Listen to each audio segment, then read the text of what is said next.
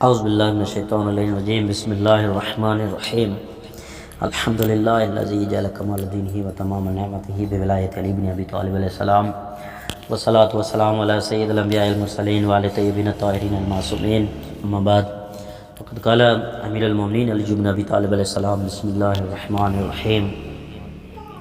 ان فی ایدی الناس حقا و باطلا صدقا و کذبا وناسخا ومنسوخا وعاما وخاصا ومحكما ومتشابها وحفظا ووهما۔ ناظرین قادر سامعین محترم السلام علیکم ورحمۃ اللہ۔ درس نہج البلاغہ کا خطبہ نمبر 206۔ اس خطبے میں قریشی احادیث پر مرتضوی ریمارکس۔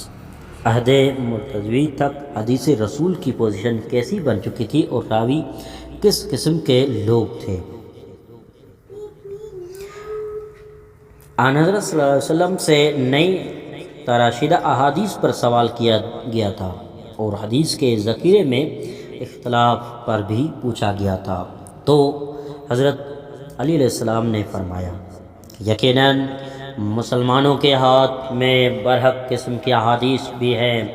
اور باطل والی احادیث بھی ہے، اور سچی بھی ہیں اور جھوٹی بھی ہیں، اور لکھنے والے بھی ہیں اور لکھی ہوئی بھی ہیں، عمومی احکام والے بھی ہیں اور خصوصی والے بھی ہیں، اور محکم بھی ہیں اور باطل بالکل انہی جیسی بھی ہیں،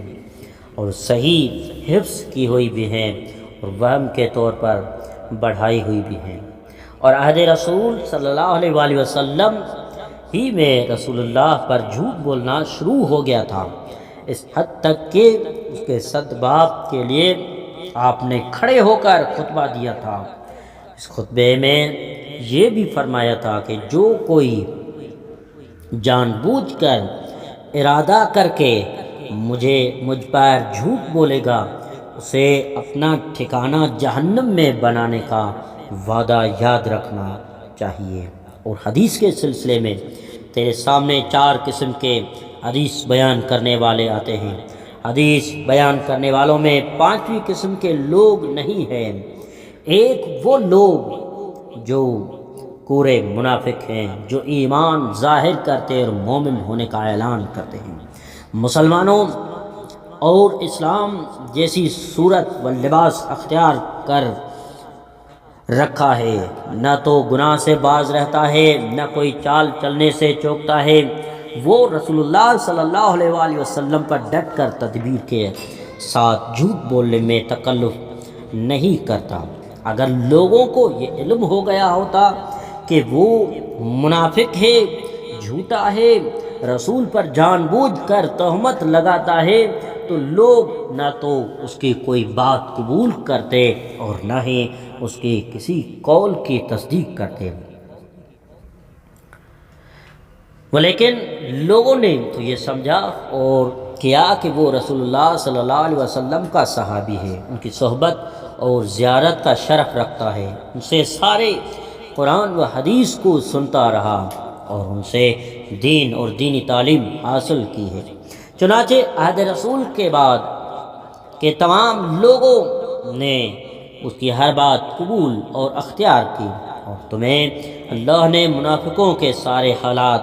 سنا دیے ہیں اور ان کے صفات و کردار کے مناسب صورت میں بیان کر دیا ہے۔ چنانچہ منافقین رسول اللہ کے بعد بھی برابر باقی رہے، انہوں نے اسلام کے گمراہ سربراہوں اور جہنم کے طرف دعوت دینے والوں کے یہاں تقرب حاصل کر لیا اور جھوٹے قصوں اور بہتانوں سے اپنے اعمال کو ولایت کی سطح تک بلند کر لیا، اور یہی منافق گروہ تھا جنہوں نے انہیں حکمران بنا کر لوگوں کی گردنوں پر سوار کیا تھا۔ چنانچہ وہ حکام کے ساتھ مل بانٹ کر دنیا کو کھاتے کھلاتے رہے، اور یہ تو معلوم ہے کہ لوگ ملوک و بادشاہوں اور دنیا کے ساتھ ہی ہوا ہی کرتے ہیں، سوائے ان کے جن کو اللہ بچائے۔ چنانچہ ان 4 قسموں میں سے پہلا راوی یہ تھا، اور ایک وہ راوی ہوتا ہے جس نے واقعی رسول اللہ سے کچھ سنا تھا مگر اسے جوں کا توں یاد نہ رکھ سکا، کچھ بھول گیا اور اس کی جگہ اپنے خیال و وہم سے جو یاد رہا اس میں خود ہی اضافہ کر لیا، مگر جان بوجھ کر کسی منصوبے کی تائید کے لیے جھوٹا سمجھ کر اضافہ نہیں کیا، لہذا وہ نیک نیتی سے روایت کرتا ہے اور خود اس پر عمل بھی کرتا ہے اور یہ کہتا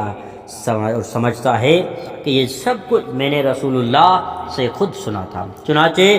اگر مسلمانوں کو یہ معلوم ہو جاتا کہ اس نے رسول کے بیانات میں اپنے وہم کو داخل کر لیا ہے تو وہ اس راوی سے اس بیان کو قبول نہ کرتے، اور اگر اسے خود بھی اپنے وہم کا علم ہو جاتا تو وہ بھی اسے چھوڑ دیتا۔ اور تیسری قسم ان راویوں کی ہے جنہوں نے رسول اللہ صلی اللہ علیہ وآلہ وسلم کو کوئی حکم دیتے ہوئے سنا جس کی پھر آپ نے ممانعت فرما دی تھی اور اس ممانعت کا اسے علم نہ ہو سکا ہو، لہذا اسے حکم والی حدیث یاد رہ گئی اور وہ اسے بیان کرتا اور حکم دیتا رہا، یا اس نے سنا کہ رسول کسی چیز کی ممانعت فرما رہے ہیں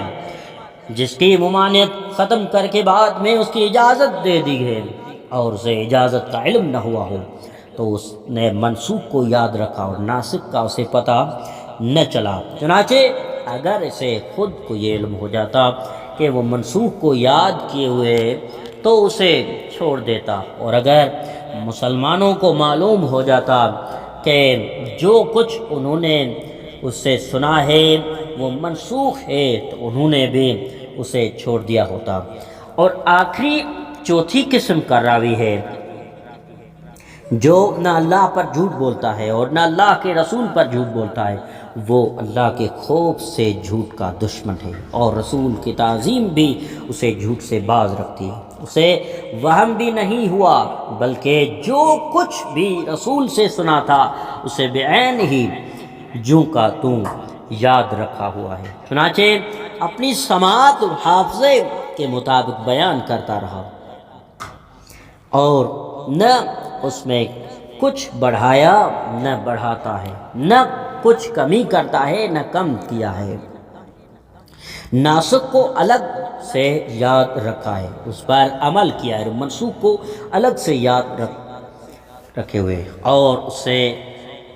پہلو بچا کر رکھتا ہے، اس نے مخصوص حکم والی احادیث کو الگ اور عام حکم والی احادیث کو شناخت کر رکھا ہے، اور وہ ہر چیز کے حکم کو اس کے ٹھیک مقام پر رکھتا ہے اور محکم و متشابہ کو بھی پہچانتا ہے۔ اور ایک حقیقت یہ تھی کہ رسول اللہ کبھی کبھی ایسا کلام بھی کرتے تھے جس کے دو رخ اور سبب ہوتے تھے، اور یہ کہ ایک مخصوص صورتحال سے تعلق رکھنے والا کلام ہوتا تھا اور ایک عام حالات اور عام لوگوں سے تعلق رکھا کرتا تھا۔ تو حضور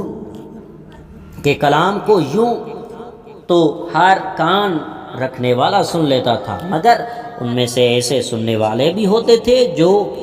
یہ نہ سمجھ سکتے تھے کہ اس کلام سے اللہ کا کیا مراد لیا ہے، پیغمبر کا منشا کیا ہے، اللہ آپ پر درود و سلام بھیجتا رہے۔ چنانچہ ہر سننے والا سن کر اپنی سوچ کے مطابق اس کلام کو کسی صورتحال پر ڈھالتا تھا اور اس کی ایسی وجوہات اور توجیہات گھڑتا تھا جس کا اصل معنی سے کوئی تعلق نہ ہوتا تھا، اور نہ یہ کہ اس کا مقصد کیا ہے، اسے کس سے اور کس وقت سے واسطہ ہے۔ اور نہ ہی رسول اللہ کے تمام صحابہ ایسے تھے جنہیں آپ سے بات بات پر سوال کرتے رہنے کی ہمت ہوتی، بلکہ وہ تو اکثر یہ پسند کرتے تھے کہ کوئی راہ چلتا یا دیہاتی آ جاتا اور رسول سے دریافت کرتا تاکہ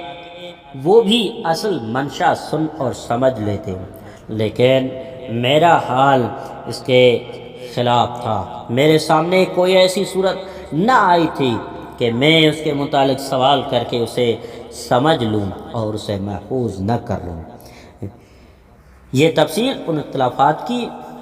جو لوگوں میں پھیلے ہوئے ہیں، اور یہ ہے اختلاف کی وجوہات و اسباب۔